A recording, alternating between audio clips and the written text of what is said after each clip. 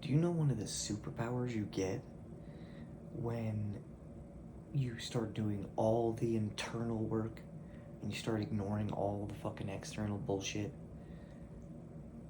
You just know that you'll be okay no matter what happens.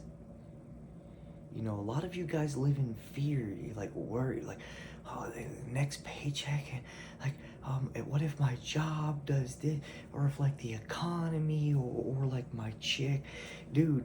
I don't worry about any of that shit. I don't worry about any of that. I honestly am sitting here thinking right now, it's like 5 a.m. I was genuinely thinking, what would I do if everything in my life went away? Like every single part of it, like where I live, my place, my car, all the stuff I have, my computer, my phone, took away my job and made me start from scratch. Took all the money out of my bank account, and genuinely, the kind of funny thing is I'm so into the effort part of it that it almost sounds like a fun challenge. Now, there's part of it that's a little bit annoying because I would have to start over, but genuinely, I truly mean that. Like, I would just start over. It would just be a new game to play. It would be a new game. The levels would be hella challenging. I would all of a sudden be forced into these parameters and boxes that I wasn't used to. And instead of it sounding like this miserable tragedy, because I like the idea of just fixing something, like diving into it and fixing it, it just would be another obstacle for me. It's just a hurdle. It's no different than the run this morning, or the exercise tomorrow, or the trying to get these businesses started, hard conversations I'm about to have about expanding the business. And it's no different than that to me. It's just a game with a different external viewpoint, but it's the exact same game. It's just like a list of steps to figure out, a plan to make, and to kind of get on it and start grinding and see what you can do. And that is the most freeing, it's the most liberating feeling. See, a lot of you guys don't have faith like that. That's why you're trying to set up everything externally, like exactly like you need it and want it, like this little perfectionist fucking view of attachment that you have. That's because you're fucking horrified that if everything wasn't exactly the same and it didn't have this tight little fucking framework, that you would freak out.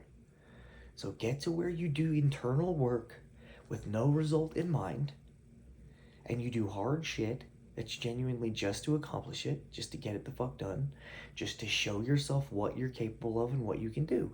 If you do that, then the self-confidence part becomes so fucking ingrained in you that fear starts to minimize itself. It's never gonna go away fully.